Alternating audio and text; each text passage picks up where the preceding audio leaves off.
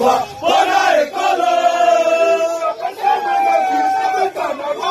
badese kolema te toza na nsima biso wato sinye liwa wana ekolo kendo yambi Jésus na bango bazwi mbongo européen asiatique etali biso te biso toyambi vrai message koto mpe na kati ya islam Mahoma alakisa Musa ba vrai croyant bakobima na Afrique no moni lelo soki baarabe baosala mabe otuni bango oyo bamusulman baoso te bamusulman te baarabe bazokabula mbisi na mai bato balobi islam epekisi coutume te ndenge bango balobi non islam epekisi biso na coutume te so islam interdire kolia likaku kolia mbwa kolia ngulu siko moto na ekolo na bango baliaka ngulu ekolo na bango ngulu eza lokola animal moko sacré abebisi bokoko to atosi.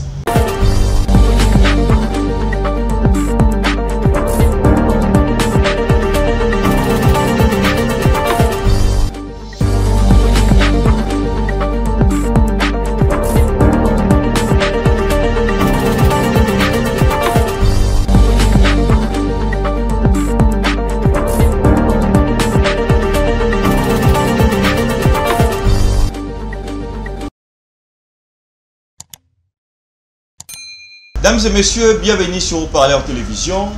Grande ma joie,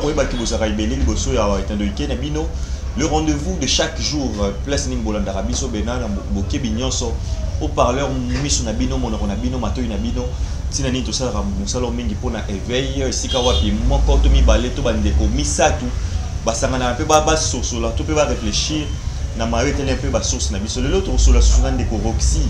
Autre yambeli bino to remeka pe ko beta beaucoup plus mon solo na ndenge ya témoignage na ye ya conversion na ye ndeko atiki islam pour na mai o itali pe aiba origine na ye village na ye tout ça to remeka pe ko yeba ndeko to tune pe na mo ba question mingi parce que to yebi bato baza ba musulman bazala très radical na religion na bango ils sont prêts même à tuer pour na likombo ya Allah pour na kombo ya Mahomet pour na kombo ya Coran mais ye nini et pour ni convaincre ou bien convaincre qui est à couper un peu côté 80 mais pour mettre un peu ma solo on a pour tout comprendre yango avec plaisir pourquoi pas te remercier déjà sponsor officiel Nelly Moké la prix Nobel à gentillesse ici quand même Piazwami bambo tu n'as belé pourquoi pas bambo tu n'as mingi kuna na Brésil tout le monde y a Arcel Finda, tu peux vraiment bambote mingi esika pour nos amis na Brésil, tout le monde maman Kuba, tu peux vraiment bambote belé molane monene, pourquoi pas maman nano soki association maman mofondo etangi sarabana gratuitement pour na mitendi toujours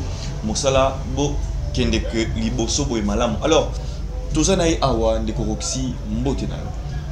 Mbote na colonisateur de la presse, na vinga gona colonisateur de la presse parce que mission na yo za kitoko tellement makasi. Moi mikolo mingi ya nzoto ezali bien te parce que tozali na système religieux ou bien système éducatif oyo konyokola Congo nzoto ezala kaka bien te tokokoma bien jusqu'à ce que système wana ekolongwa nde tokokoma malamu donc ti système wana ekolongwa. Alors déjà na ndenge na annoncé pas bandeko na biso bazozela un peu ba comprendre moi makambo na motuya na kati ya bien. Alors ndeko lelo to monio changement total depuis utika boza ba ndeko bozaki na ba religion mosusu toujours posséder un peu ko tuna un peu bino mais ba ope bazalaki bipai na mibai. Alors ndeko d'abord nini okoli na islam siko komo komi tonton boye et là on y est touché que pour que otika ezali religion musulmane. Bon ndenge kaka makomi na bango lobi beaucoup sont appelés mais peu sont élus, c'est-à-dire babengaki biso que tozalaki ba eli ya ba religion na bango te tozalaki ba eli ya ba religion ya bokoko na biso, c'est-à-dire tozalaki ba eli ya lisanga ya bokoko na biso na comprendre pe tenga moko na lamuki un bon matin na komi ko défendre mboka na nga Congo d'une manière artistique état qui un artiste révolutionnaire. Mais batanga na groupe moko boye ya bato ya libanda bato ya poto groupe révolutionnaire donc ko sala ba débat. Moi je défends l'islam parce que na kati ya islam ba prena ki biso islam ezali ko la maye bali moto atoka ka connaissance na ndenge ya lingeni mais na kati ya groupe bata ko apprendre biso que islam ezali religion ya bapaya ça m'a poussé de faire des recherches pour que les sous-soumis. Religion nangai, on a des ramis pour défendre et pour contrer bandeko. Pour soit disant tu dire combien on va l'église des noirs. En réalité, l'église des noirs est à la raté. Parce que nous avons acquis moïno, acquis motonios. Lorsque nous avons persévéré, nous avons eu la connaissance islamique. Nous avons vraiment faillite aux années nakati ya Kora. On a une religion christianisme pour la contradiction. Mais nous avons une contradiction en goti nakati ya Kora. Comment on a une contradiction, nous avons commis tout. Surtout moi oyoto langage coranique oyo interpellanga trop oyo révoltanga komona ki Kora zali koloba natindaki na chaque communauté ou na chaque peuple na molobeli. Je me suis posé la question molobeli na biso ba indo eza nani? De Kora lobi. Oui, Kora lobi. Côté moko lobi le susuke Mohammed azali prophète Yasuka, il y a des messagers nyonso. À part il y a Moussa Kouyarate.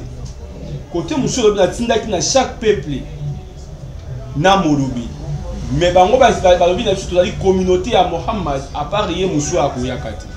Si on a zonga tana kala avant Mohammed, peuple noir, molobi na bango zalaki nani. Ne bandi kotala na histoire coranique na moni yangote. Na kei na kati histoire biblique na moni yangote. Na moni noir te. Ne bandi ko luka koyeba lisusu religion nanga islam et religion nanga islamique. Pour batu bakoma ko sambela, pour Mohammed a imposé pour yemoka lobi na tinda makite kaka na imposé la ilaha illallah Muhammad rasulullah. O akoboya tokata ye mutu. Le monde tinda biso ba musulman ko ba été religion islamique et la religion en Nzambe parce que Nzambe azo na kati ya Kora été islam et la religion na. C'est que la religion tout est en Nzambe. Directement on s'est posé question, ce qui religion en gros c'est la qui en Nzambe. Pourquoi Nzamba tika kaka religion est à la mokote mais tika biso na ba trouble na mutu o la ki na religion bo o la ki na religion bo pour le bi na Nzamba bo ka biso na mutu. Na bandi ko tanga histoire islamique na histoire christianisme na zomo na histoire ya Umar bin Khattab na histoire ya Paul ezali même histoire. Christianisme esi biso Paul azali ko boma bato tout bandima ki Christ. Adaki assassin mobomi criminel. Azali ko kena nzela ya Damas. Kolanda bato bandima ki Christ pour la côté ya iloba ya Christ. Akutani na arche de l'alliance, Jésus azoyebisa Paul, pourquoi tu me tues? Après l'histoire, il y a un Christ né andimeli Jésus, aille pour bâtir le christianisme parce que le Christ lui-même a tika religion dans comme le christianisme. Na telle na kati ya histoire islamique, nali komona engambe mobali mbinga, babengi guerrier, mobomi, abane ko boma ba musulman, abane ko sambela. Na kombo ya Umar bin Khattab, moto ya makasi na kati ya Arabie Saoudite. Azolanda ba musulman ko kende ko boma bango akutani na Muhammad. Apesi Muhammad mbote ti afukami pe andimi ete Muhammad azali toma ya Nzambe pe atelema lobi ete oyo azali makasi apekisa bato basambela. Comment on a déjà côté on a sur un guerrier mobomi, un criminel, on va battre, on va salir tes religions et fans. Le message est le même, mais le nom de personne est différent. Et c'est qu'on appelle un trouble les sous. Le message est un dengue moko. Mais côté on a 5 piliers islam. Mais comme on a pilier liboso et sibiso, ils allaient ashhadu Allah ilaha illallah wa ashhadu anna Muhammad rasulullah. Nandimi ete Nzambe azali moko apart ye mosusu azalite. Ndima Nzambe na toma na ye po kota paradis. Mais na tani na kati ya pilier ya kati na pilier ici ya christianisme. Premier pilier na bango azalite ndima Jésus-Christ comme Seigneur et Sauveur po kota paradis. Et kokani déjà, mais ba personne différent, le message est le même. Nathalie deuxième pilier islam, na ko mona balobi na biso ete ezali prière soit là. Deuxième pilier christianisme ezali prière. Le message est le même. Il y a un troisième pilier islam, troisième pilier c'est Ramadan. Kukanga carême, il y a 30 jours. Troisième pilier, il y a christianisme, il y a carême, il y a 40 jours. Ce qui n'est pas 4e pilier islam, vous allez comment on a été pèlerinage. Il faut qu'il y ait un terre et sainte. Côté il faut qu'il y ait un Vatican, terre et sainte. Ou bien à Jérusalem. Jérusalem. Ce qui est le 5e pilier, au comment on a côté si on soit d'accord, au bimissan nzela côté on peut aller dire. Mais le message est le même. Ce qu'on va on va kokota paradis. On va kokota paradis. Toeli nini. Parce que il y a différentes croyances.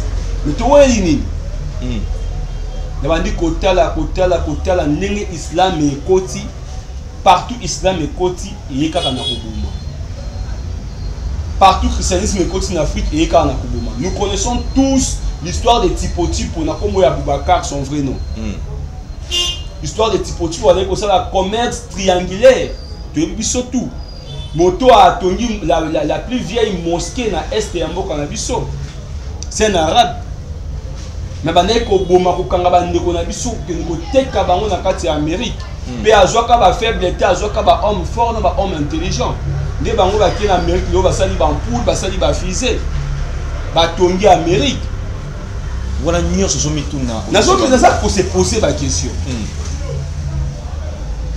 Conscience, il y a un fumu kimbangu, il y a bangunza et la religion juste pour maintenir l'Afrique dans le sous-développement après avoir autant d'histoire de Kimbangu.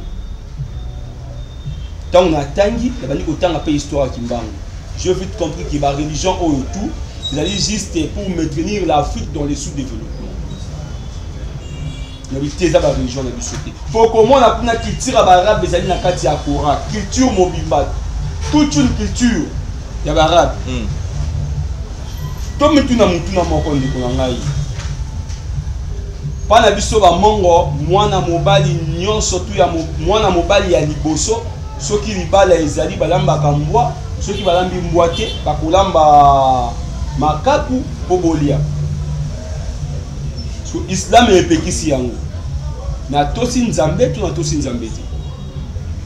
De Islam est comment pekisa maramtu c'est salon pe coutume na bino. Oui, et Islam est pekisi coutume te.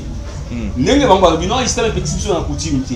So Islam est interdire kolia likaku, kolia mbwa, kolia ngulu. Parce que muto na ekolo na bango. Balia ngulu.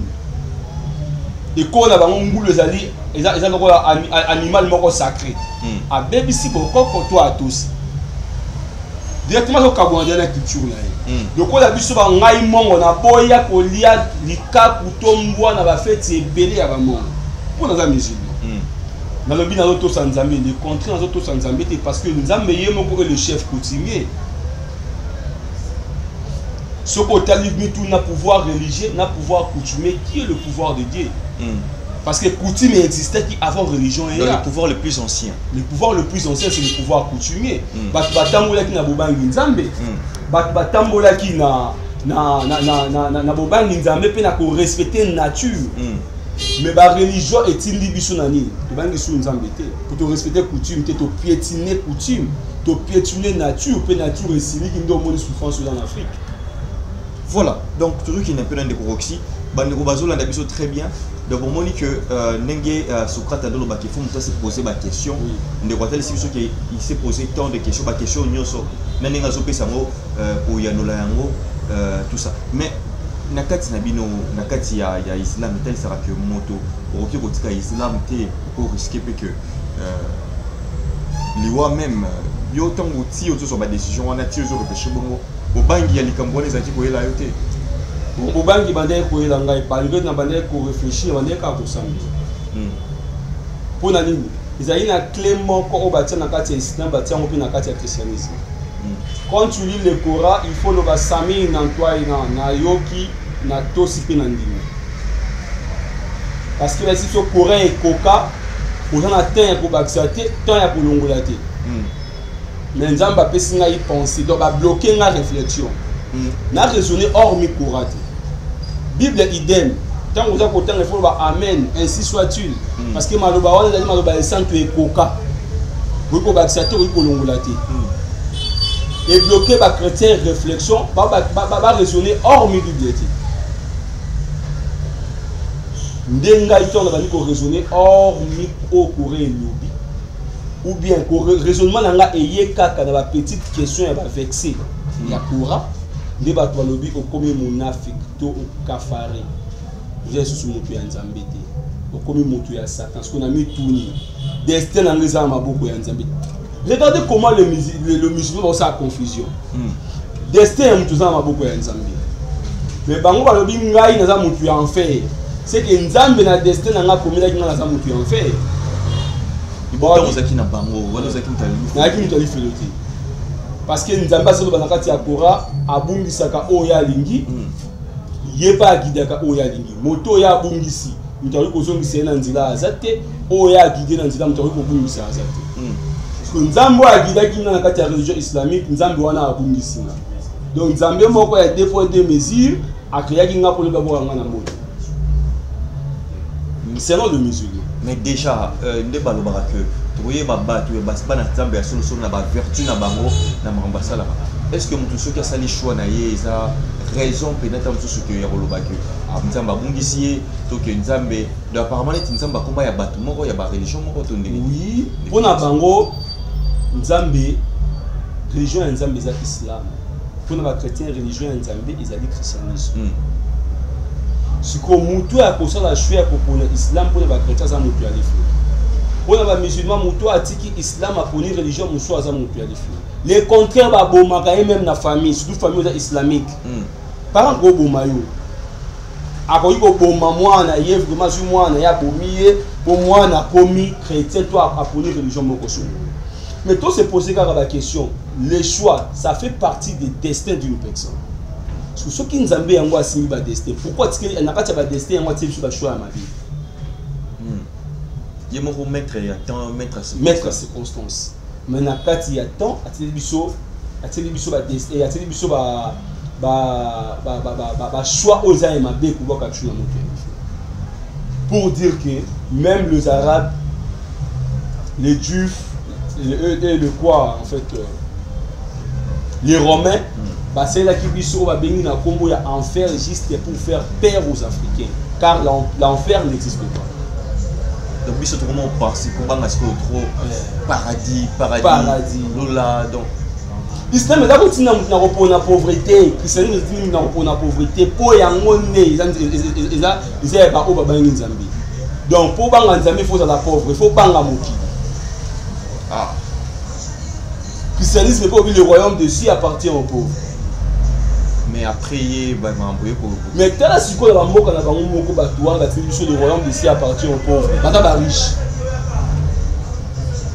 Ils sont de riches, de milliardaires, de millionnaires. Ils sont de dimi en toi ba pauvre. Baza na ba argument clé on ko problematé.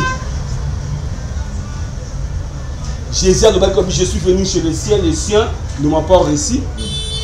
Oyo to akoyambanga na kokoma nani akokoma ndeko nanga. Kali ba africain to yami Jésus na bango bazui mbongo européen asiatique itali bisoté. Biso to yambi vrai message. Koto pe na kati islam Mahoma la kisa Moussa ba vrai croyant ko en Afrique. No moni lo soki ba arabe ba osala mabe otuni bango ba musulman ba osote ba musulman te ba arabe.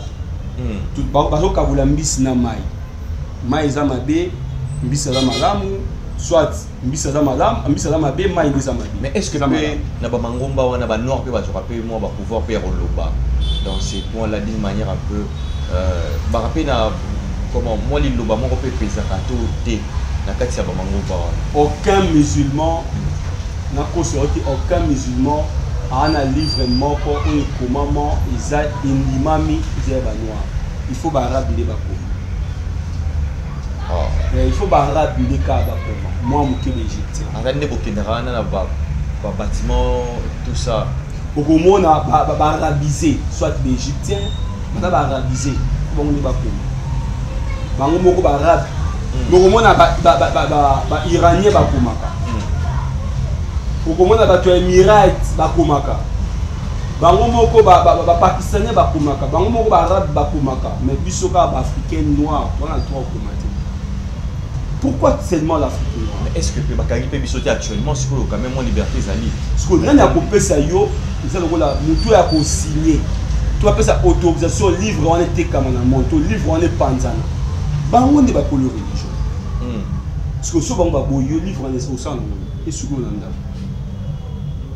dans le système c'est un système religieux où le lobiso ba africain il faut tout parce que Kimbango le baki en clair le message de Kimbango était clair Kimbango lobi était et koko mana tamboko moto boliaki na ye na musala moko nde moko ya kobalukela molinga yango tozomona islam ede biso na mambo ebele hein sérieux wa koko sorte ba connaissance pour que linda ya islam na badwa na kinda na tani to tani kura ya nsi momba e ko ito 41 ya nsi akabo ebino ba enveloppe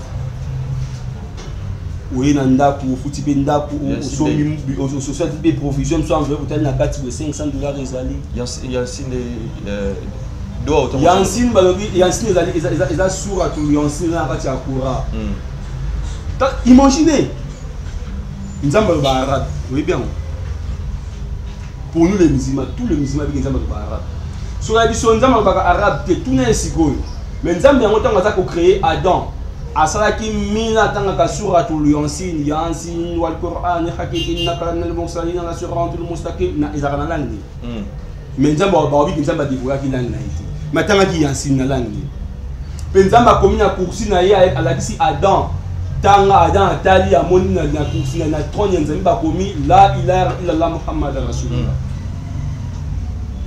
abi nzambe nani Adam atuni nzambe oyo nani kila muni osangisi kombo na yona ye abi kila mo akokuma na mokongo na nzambe kuma ko de na langue na arabe pour déjà comprendre donc balingi biso africain tout les langues na bango pour oublier la nôtre. Or la langue c'est la lame de la nation. La langue est une connexion divine na ba ancêtre. Donc voilà qu'on séparer biso na ba ancêtre na ki bo nzambe na biso indirectement d'une manière psychologique to ebati. Muto amona non na congolais. Or tu n'es plus congolais. Avant de voir arabe. Ba dis na bango za clair Muhammad alingaki mingi mboka na ye. Alingaki mingi mboka na ye. Siko batu msubazo linga rakuna nde. Siko biso to jouer modèle. Modèle wana to zoyer, to linga pe mboka na biso. To linga ba culture na biso. Mais to boy ba culture na biso en violant leur culture. Le prophète Muhammad disant a dit moda ko lo ba fanda kina ba swaba na iba kotala mutu ba servi bango mbambi. Ba swaba va ba tsalo boko to ba discipline va ba tsalo boko il faut Muhammad apesa nzela. Muhammad esi bango bali ya bali. Na suka batunye Muhammad wabi na ekolo na biso to lia kambambi te. Avec les nzamba pekisi. Na ekolo na biso to lia kambambi te. Mais il y a des musulmans aujourd'hui, les musulmans congolais aujourd'hui bali ya kambambi te pour Muhammad ali ya kambambi te. Il y a des musulmans aujourd'hui, ce Mohammed a respecté les coutumes naï. Abne ekolo na so lia kambambi te. Parce que ngai mongo na kei na village na biso fête ya libala ba zuba ndaba na beta ngomwa bana liboso. Na boyi kolia mo na respecter culture nanga. Tomber. Les tomber pour la religion. Donc religion pour kabola biso na ba culture. Oyo mabe yango moni oyo nga za ko singa ba ndeko na ngai. Biso artiste tu es capable de changer le pays. Ouais. Non, c'est un artiste comédien, artiste musicien, tu es capable de changer mentalité, de changer système. Tu me dis nous papa na biso e maginzembo ya Nzambe na mituna ka Farkis kamonyanga. Et où ta wapi? Oui, ils sont dans le repos. Et où tu vois l'inspiration wana? Ce qu'aujourd'hui 1921, Yambota Maïkimbanga. Aujourd'hui, date au Mundele à Kotaki. Il y a 1881 et 1841, soit 1881 1841, si j'ai encore une mémoire fidèle. Au Roman européen, ça y a 440 ans, il y a souffrance avant l'Israël. Oyo Nzambe na ki Nzambe na ye a proposé ki alobaki na Afrique tellement boyebi Nzambe, bozui batu bonyokoli bango, il faut bien peu souffrir pendant 440 ans. Kimbango a payé prix wana. Pour l'Afrique, ils ont développé. Paix à l'Uba qui après 50 ans. Et coquille. On n'a pas tout ça, aventure, on n'a pas le temps à profiter. Plus de 60 ans, il y a indépendance jusque-là. Au monde qui va toujours. Révolution et banda qui déjà. Mais tout le monde déjà pour timba na quoi naï. Cité Katangeza ici à Lubumbashi, nous sommes très déterminés afin de soutenir nos FARDC. Tout qu'on a soutenir FARDC yetu, tout qu'on déterminé. Biana Biamukatanga, tout qu'on nyuma ya FARDC yetu, tout qu'on ingia. Si ça va demander d'intégrer les Rwanda, tout ingia, enfin tout écraser ennemi Kagame na complicité yake yaba M23. Tout chaque chika appelle ya chef de l'État, tout qu'on a chika appelle, tout qu'on a bam.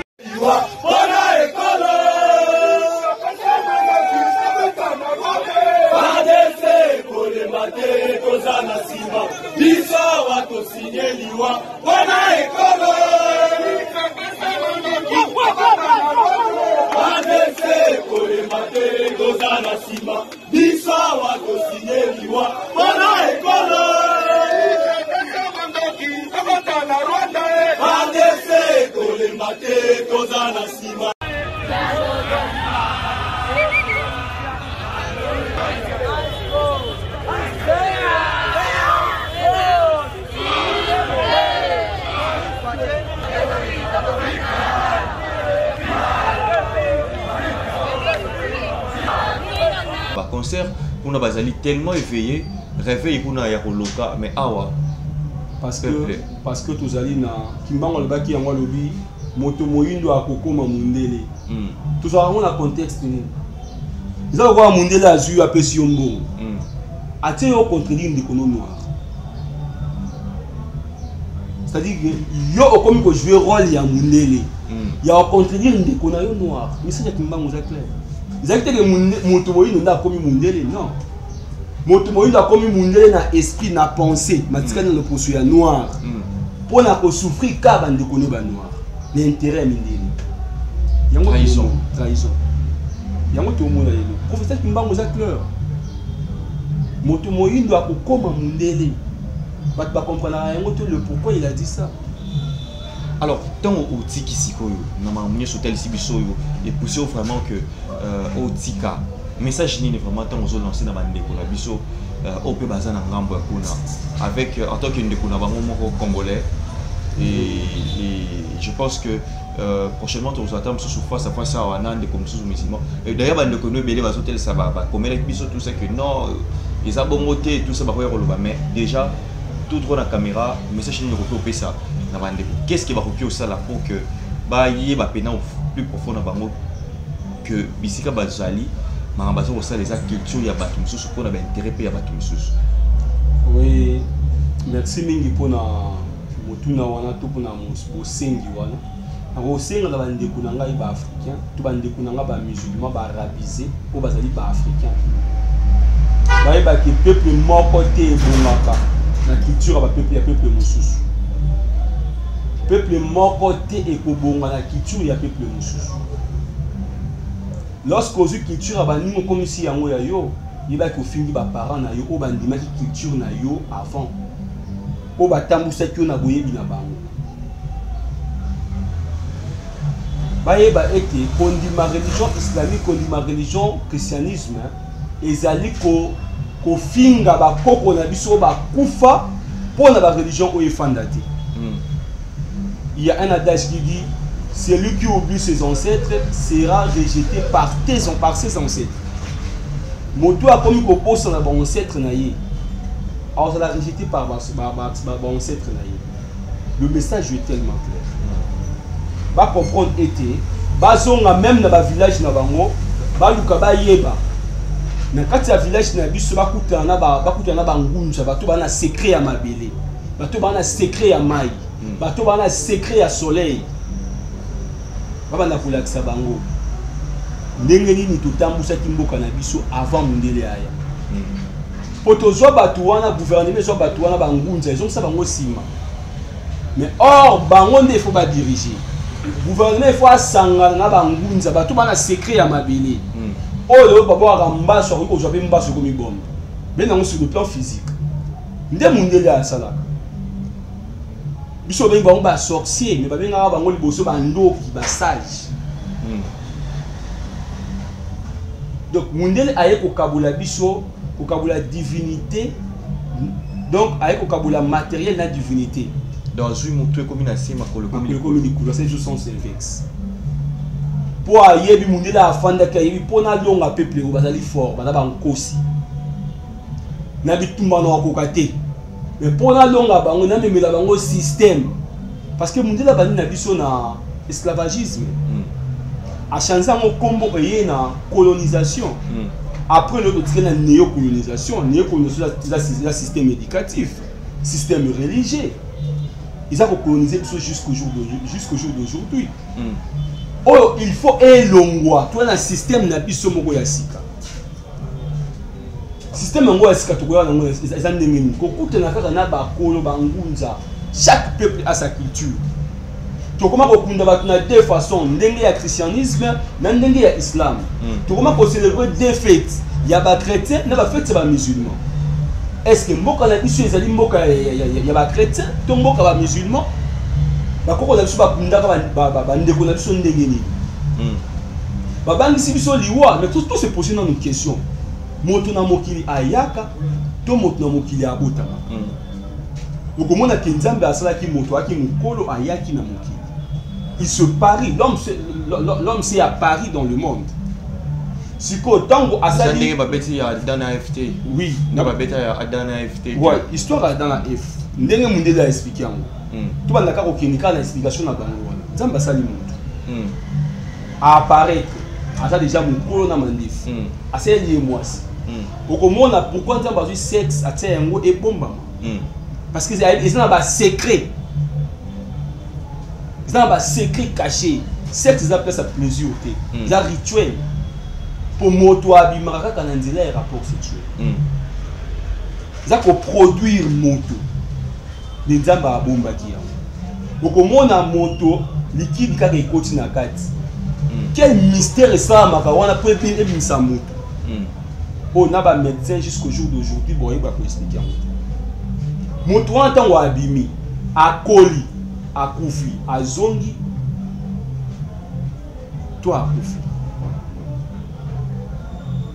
donc moto azongaka nde ba africain te baki biso to zongaka to kufa bate munde ndai ko bangisa biso sikoyo liwa no mona liboso ba guerrier bazaki azo bunda aku no ba tubie mbeli akwei mususu a remplacer et puis que biso to zongaka to kufa bate. Mais Mundele a bien comme ça peuple au babanga non liwa pour na réussir parce que ça tellement fort. Pourquoi Mundele shooter va tellement fort. Ndi ba yiso ma komi ya ba enfer. Boko mona mai pe kufaka ba to ba raté mai pe kufaka. Nzete pe kufaka. Moko mona isa ko la bitabe. Alona abimaka yemoko mama abisi bana sitango okola. Tango okola bana wana pa bima bien, il faut kabula bango. Osi ba o ikodo na place mususu. Sa production ya monde. Maman na ce qui a connu. A obisé sur moi na moko. Oyo yetango bitabe bimi, bakati bitabe ya kwei bitabe wana continue. C'est-à-dire il faut moto akoli a kufi musu a remplacer. No moni ba koko na biso bazala ki soki jeune ya kufi il faut bata musa lokele ba jeune na ko kufa te. Mais est-ce qu'aujourd'hui depuis baba c'est pas ngouze ça va ma? Bimba ba jeune ba 14 ans ezali, en moins de 18 ans sans problème. Sans problème. Et on trouve ça normal. Boni ba religion est dans la lumière, christianisme est dans la lumière, islam est dans la lumière. Lumière tant que yes comme on dit ça la rani. Et éclairaka. Mais comment la religion est dans la lumière et qu'on coûte quelque chose qui bien et qu'on va ça passe. Ce que c'est bon zambi. Parce que nos ancêtres dans la kanda na biso peuple oto ya mi religion comme si yango ya biso to bois ici bango nos ancêtres sont en colère contre nous. Nature c'est que biso makasi c'est mais c'est parce que ancêtres na biso baki makasi bazaki faible devant ba ennemi ya mona que ça bongo. Ba ancêtres na biso batikala cause la faible. Ba avec la biso histoire ya royaume Congo avant l'arrivée de Dante. Une histoire après l'arrivée de Blanc. au moins que monde la constitution m'a embelé et là-bas ya roi Ndingaku là se retrouver dans Lisbonne lelo mais ben si on va trouver là sur bilamba c'est que roi là ta peuple là ta raté au moins qu'ils en de kuta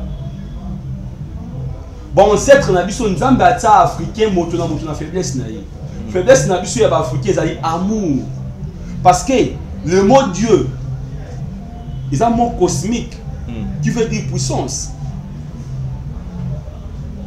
Lorsque puissance est se matérialisée, il y a du ciel, et ça terre, l'homme est Dieu. Même ma commune créons l'homme à son image et à sa ressemblance. L'homme est Dieu. Parce que boni moto azan Zambé a comme faible. Nzambe ye moko a produira ki mabe na malamu mabe ezala ki talatala ya moto to ya oya ko diriger mokili ki soki na osala moninga na osala ya injustice siko moto na kati ya mokili azu mabe wana comme eza facteur ya ye ya ko gagner a comme si yango privilège pour ça baninga mususu kanaye ndo moni nature et comme kotombo. Pour te comprendre que Maï peut écouter. Exemple, Maï va s'aller à la limite, il y a 15 mètres de Tamboulaka. Ce qui, Maï en vous est belé, Maï est débordé. Et l'équipe est panzani. Lorsque Maï est la mesure nango, Maï est qui n'a pas ça. Et qui est au ici, il est au Kaouka. Mais Maï est qui a reconsidéré au Tamboula normal. Tu vas continuer dans une nature. La nature est quoi? La nature est comment? Même ma commune là, la nature elle-même ne vous enseigne pas. Pourquoi mon délai a dit moi la vérité dans la ma commune a ébiqué pouvoir et la divinité jusqu'à l'éternité. Lorsque batu va revendiquer, va causer on a raison que ça va te commune là qui vino awa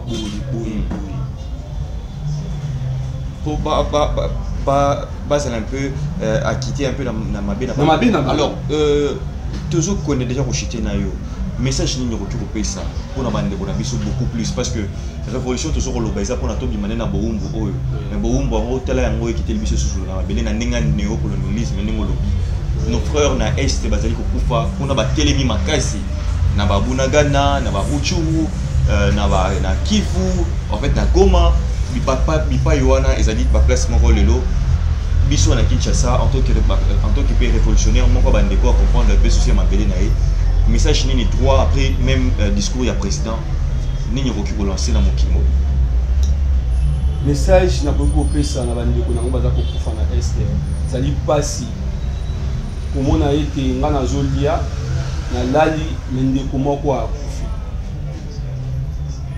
Oui, tu comprendre que makambo ezali kosamba na est eza loi nature. Pour ici là, il faut une révolution populaire.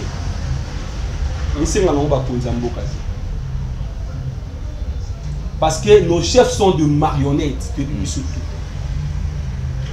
Je vois exemple, il y a Mboloko, na léopard na zamba na forêt. Léopard à la Mboloko, Mboloko Seigneur sauve-moi. Léopard le dit Seigneur aide-moi, je trouve à manger. Paix allié.